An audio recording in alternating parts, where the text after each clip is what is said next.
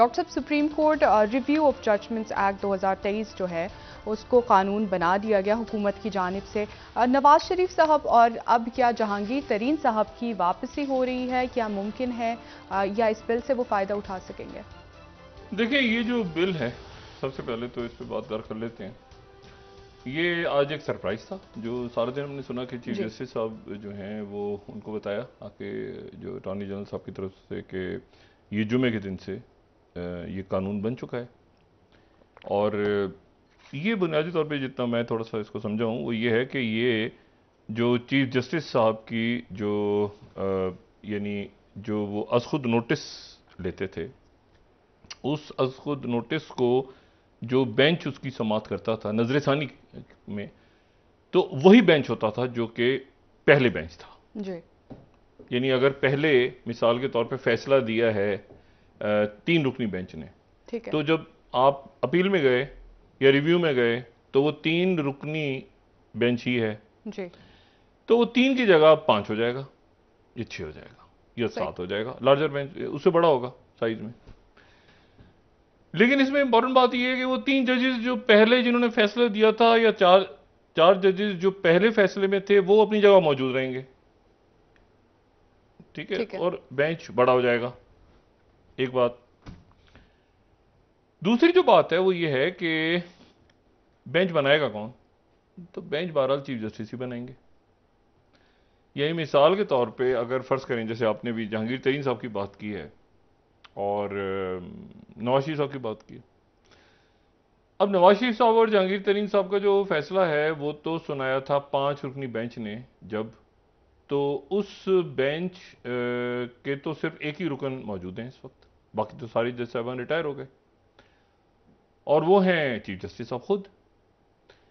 तो अगर वो रिव्यू में जाते हैं तो बेंच जो है वो बनाएंगे तो चीफ जस्टिस ही। वो जो पॉइंट था ना कि 3 रुकनी कमेटी बनाया करेगी सीनियर जजेस, वो नहीं है इसमें। चीफ जस्टिस के पास ही पावर है कि वो बेंच कितना बड़ा बनाते हैं, क्या साइज क्या। तो ये एक बात बड़ी इंपॉर्टेंट है हमें सवाल के तो। अच्छा, दूसरी जो बात है वो आज आजम नज़ीर तारड़ साहब ने एक बात की है, और हम थोड़ी देर में उसको उसकी दिखा भी देते हैं उसका जी। जी। रेफरेंस। आजम नज़ीर तारड़ साहब ये कह रहे हैं कि जो वफाकी वजीर कानून है ये वो ये कह रहे राइट। हैं कि इससे नवाज शरीफ जहांगीर तरीन मुस्तफीज नहीं हो सकते। और उन्होंने जियो न्यूज से गुफ्तगू करते हुए कहा कि नवाज शरीफ और जहांगीर तरीन अपनी सजाओं के खिलाफ नजरसानी का हक इस्तेमाल कर चुके हैं। ठीक है। यही वजह है कि वो इस ऑर्डर एक्ट से फायदा नहीं उठा सकते। यानी ये जो है ये पहला और आखिरी तस्वुर होता था। बात वही है कि अगर नवाज शरीफ और जहांगीर तरीन अपील कर चुके हैं पहले और फायदा नहीं उठा सकते तो फिर इसको क्या करना है? ये क्या है कानून? इसमें जो है आम आदमी के लिए, फिर वो कह रहे हैं कि आम आदमी को रिलीफ मिलेगा। और इसमें जो है वो एक यानी आप समझें कि एक नजरसानी जो होगी वो आम आदमी के लिए होगी। यानी तीन, ये बड़ा अच्छा है, दोबारा से बहस होगी। यानी अगर फर्ज करें 3 जजेस ने एक फैसला दे दिया है तो दोबारा अपील हुई, अब वो ठीक है। 5 जजेस अगर बैठते हैं, फर्ज करें बनाएगा बेंच चीफ जस्टिस ही। ये ध्यान में रखें, चीफ जस्टिस की पावर्स नहीं कम हुई हैं। वो पहले जो बात चल रही थी ना कि सू मोटो का इख्तियार 3 जजेस को होना चाहिए, चीफ जस्टिस को नहीं होना चाहिए, चीफ जस्टिस के पर कटे, वो ऐसा नहीं है। बेंच चीफ जस्टिस ही बनाएगा। और दूसरी जो बात है वो ये है कि उसमें नए नए दलाइल नए सिरे से सुना जाएगा पूरा ठीक है। केस। अब आजम नजीर तारड़ साहब ये कह रहे हैं कि वो अपील कर चुके हैं। मैंने आपको जियो न्यूज का दिखा भी दिया। तो जियो से बात करते हुए उन्होंने कहा कि वो तो अपील कर चुके हैं। तो ये जो बात है, फिर मुझे तो इसमें नहीं समझ में आ रहा कि ये बात क्यों चल रही है। शायद कोई नुक्ता ऐसा हो जो हमारे सामने नहीं है, लेकिन जब वजीर कानून ये कह दिया उन्होंने, एक बड़ा दोबारा कर दिखाएं इसको, ये बहुत आप समझें कि एक स्टेटमेंट है उनकी। जी। ठीक है ना? और वो स्टेटमेंट जो है ये ऊपर के जो सेकंड दो पे, यहां रोकिएगा प्लीज, यहां पे। अच्छा, वो ये कह रहे हैं कि वो अपनी अपील का हक यूज कर चुके हैं दोनों। जी। तो यानी ये मेरे लिए बड़ी एक इंटरेस्टिंग बात है कि नया कानून जो है वो आ गया है, उसमें वो अपील, पहले वो खबर चली कि जी अपील का हक मिल गया, फिर जो है वो आजम नजीर तारड़ साहब ने ये कहा, थोड़ा सा अगर हम पहला पैराग्राफ दिखाएं इसका ना, पहले ये खबर चलती रही कि जी वो जो है वो उनको वो अपील कर सकेंगे, फिर उसके बाद ये खबर आई कि जी अब ये जो स्टेटमेंट आई है आजम नजीर तारड़ साहब की, वो उस पर वजाहत फरमा सकते हैं कि वो कह रहे हैं कि नवाज शरीफ और जहांगीर तरीन अपनी सजाओं के अलावा नजर सानी का हक इस्तेमाल कर चुके हैं, वो इस ऑर्डर से फायदा नहीं उठा सकेंगे।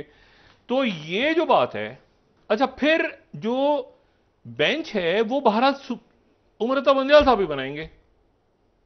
अच्छा फर्ज करें अगर इसमें रिव्यू में जाते हैं, फर्ज करें अगर इस बात को आजम नजीर तारड़ साहब के हटा भी दी जाती है ये बात कि नहीं, हालांकि उन्होंने स्टेटमेंट दे दी, उन्होंने स्टेटमेंट, ये वजीर कानून कह रहे हैं, मुझे तो नहीं समझ में आती कि क्या किस तरह से ये मुख्तलिफ बातें सामने, सुबह एक बात हुई, अभी उन्होंने एक बयान दे दिया। इशू ये सारा कि फर्ज करें आजम नजीर तारड़ साहब के नुक्ता नजर को साइड पे रख दें, और वो ताहयात नाहली वाला इशू जो चल रहा है उसमें वो तो डिफाइन होना है ना। अच्छा अब वो, लेकिन वो ताहयात नाहली जो है वो फिर वो तो अपील कर चुके हैं इनके बकौल जी। अच्छा ताहयात का वैसे एक क्लियर होना जरूरी है, ये जो है ना उम्र कैद, ये भी आपके पास कोई उम्र कैद का नहीं है, कहीं कोई 7 साल है, कोई 14 साल है, कोई वो दिन उसमें काउंट हो जाते हैं, कोई किसी ने, तो ये इसी तरह से ताहयात नाहली का कोई उसमें है नहीं, उसकी वजाहत बड़ी जरूरी है कि ताहयात नाहली क्या है, मतलब उसकी वजाहत जरूरी है। तो ये अब एक जो है ना एक अजब सी बात, अब देखते हैं इसके ऊपर लीगल बहस होती है तो किस रुख पे जाती है, क्योंकि अगर फर्ज करें यानी वो नवाज शरीफ साहब ने और जहांगीर तरीन साहब ने अपील कर दी,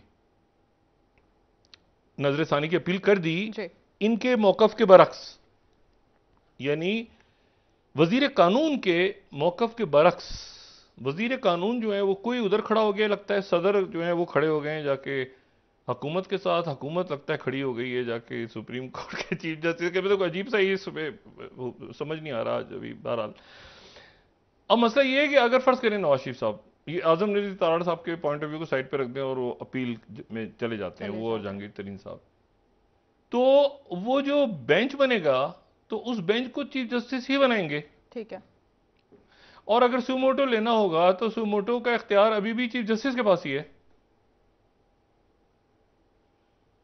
तो ये जो चीज है ये अब उसमें अब इसीलिए उसकी समाअत हो रही है ऑडियो लीक्स की और बाकी जो मामलात हैं उसके ऊपर, अब ये किस तरह से ये गुत्थी को सुलझाते हैं, यानी मुझे तो इसको नहीं समझ में आया।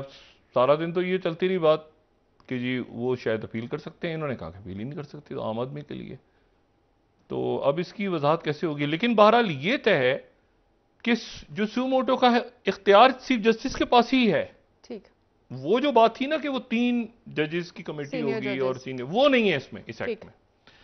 तो एक तो बात ये हो गई, तो ये अब दोनों तरफ से दलाइल आएंगे, कुछ उधर से बात होगी, कुछ इधर से बात होगी, लेकिन जो वजीर कानून ने बयान दे दिया ये मुझे नहीं समझ आया कि उन्होंने बयान जो इस वक्त वो उन्होंने कह दिया कि फायदा नहीं होगा, तो वो फायदा नहीं होगा तो फिर कानून तो बनाया उनके लिए, तो इस कानून की क्या तुक थी, या कोई आम आदमी के लिए बन गया शायद गलती से मतलब है कि ये तो बनाया तो उन्हीं के लिए, हम हमारे तो सुबह से यही ध्यान में था, ये थोड़ी देर पहले उन्होंने स्टेटमेंट दी और चूंकि पब्लिश हो गई है तो इसलिए, तो देखते हैं कि क्या किस तरफ जाते हैं मामला। दूसरी जो बात है, देखें हुकूमत तो अब आज जो है वो 316 रुपए का डॉलर ओपन मार्केट में था, 285 रुपए कुछ पैसे इंटरबैंक में और 316 का ओपन मार्केट में था डॉलर।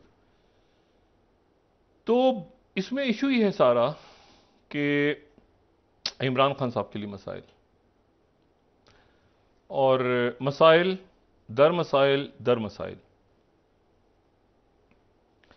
वो किस तरह निकलते हैं। कल उनको जेएटी ने तलब कर लिए 4 बजे, फिर उसके बाद बहुत से लोग प्रेस कॉन्फ्रेंसेस कर रहे हैं, ये छोड़ रहे हैं पार्टी को, ये सारा कुछ। लेकिन इसमें एक दूसरी बात है कि ये सिर्फ देखना ये है कि ये जो पहले तो ये है कि पीडीएम क्यों बना था, पीडीएम के बनने की वजह क्या थी जी? ये इत्तेहाद क्यों बना था, पीएनए क्यों बनी थी, मतलब एमआरडी क्यों बनी थी,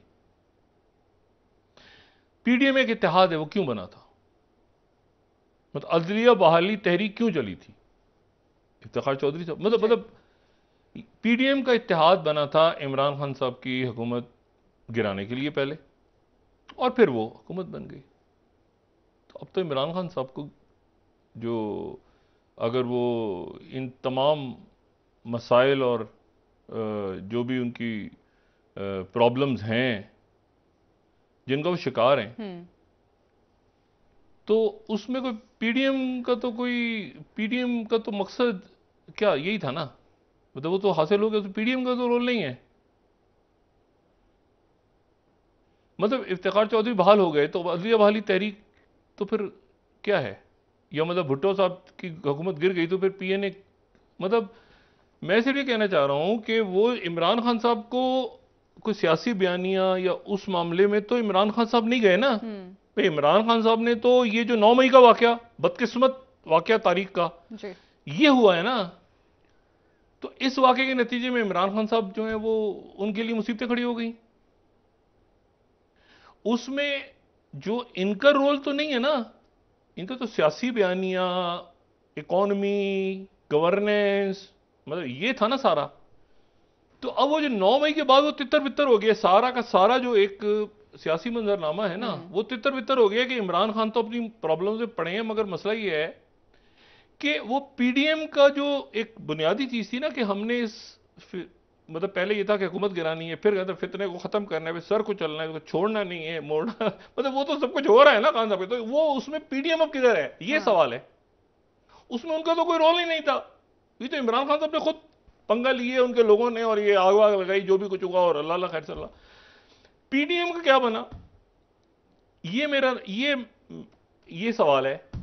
अब देखें ना, कल बहुत एक शानदार जलसे से खिताब किया मरीम नवाज साहब ने यौम तकबीर के हवाले से, और लिबर्टी चौक लाहौर पे, लेकिन उसमें भी ऑडियो रिकॉर्डेड पैगाम था नवाज शरीफ साहब का। नवाज शरीफ साहब की स्पीच तो नहीं चली लाइव तो क्या रिकॉर्डेड चलाना, और मतलब वो रिकॉर्डेड चलता रहा। तो कोई ऐसे मसले हैं ना जो नवाज शरीफ साहब आ भी नहीं रहे और उनकी स्पीच भी नहीं चली, और ये बड़ा जरूरी था कि कल उनकी एक स्पीच तो होती, कम से कम यौम में तकबीर पे उनकी स्पीच जो थी वो रिकॉर्डेड थी। और उनकी मतलब मरीम नवाज साहब जो हैं वो उन्होंने तकरीर की, लेकिन नवाज शरीफ साहब ने तकरीर उनकी लाइव नहीं दिखाई गई, मतलब वो नहीं हमें नजर आया ना।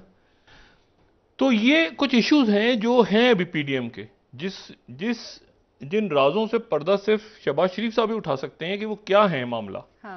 मतलब कि ये क्या है, मतलब है कि इमरान खान साहब तो अब आप 1 दिन 2 दिन 3 दिन 4 दिन 5, उनके लोग तो टूटते जा रहे हैं, वो कोई हुकूमत के कहने में थोड़ी टूट रहे हैं, वो कोई नून में थोड़ी आ रहे हैं, देखिए ना। अच्छा, फिर उसके बाद वो नून में आ नहीं रहे, तो अभी उन्होंने ऐलान कर दिया कि नून और मौलाना फजलुर रहमान साहब ने फैसला किया कि वो हम तो नहीं लेंगे।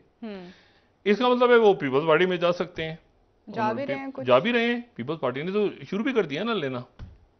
लेकिन मसला ये है कि मैं इसको पहले दिन से लेकर आज तक समझने से कासिर हूं कि इसमें से मुस्लिम लीग नून को क्या मिला है, ये मुझे कोई बता दे। मतलब अगर मेरी तो इंतहाई करीबी उनसे बहुत ही हमारी काबिल एहतराम वजीर इत्तलात हैं मरियम औरंगजेब साहिबा, वो किसी वक्त अगर किसी महफिल में वो मोबाइल से हट के अगर तवज्जो दें दाएं बाएं, तो उनसे वो देखा जाए कि उनसे हम बात करें कि आप ये बताएं कि इस हुकूमत ने, क्यों अक्सर होता है ना वो मोबाइल के ऊपर वो ज़्यादा होती है, वो आदमी एडिक्ट होता है थोड़ा सा, एनीवे तो वो संजीदा महफिल में भी वो मोबाइल पे ही होती हैं अक्सर। मेरा नुक्ता नज़र ये है कि वो हमें कोई हुकूमत का शख्स ये बताया कि इसमें इस पूरे मामले में देखें कभी रात को अच्छा इनकी बड़ी अहम जिम्मेदारी है कि इनकी राना सनाउल्लाह साहब की वजीर दाखिला इस वक्त की सारा इशू देखें ना, इशू सारा वजीर दाखिला, गिरफ्तारियां हो रही हैं, वो आपके जो हैं वो सहाफ़ी गायब हैं, इमरान रियाज साहब का पता नहीं, समीर से सवालात पूछे जा रहे हैं, ये इशूज़ वो इनके मतलब जाहिर है वजीर दाखिला का बड़ा रोल है।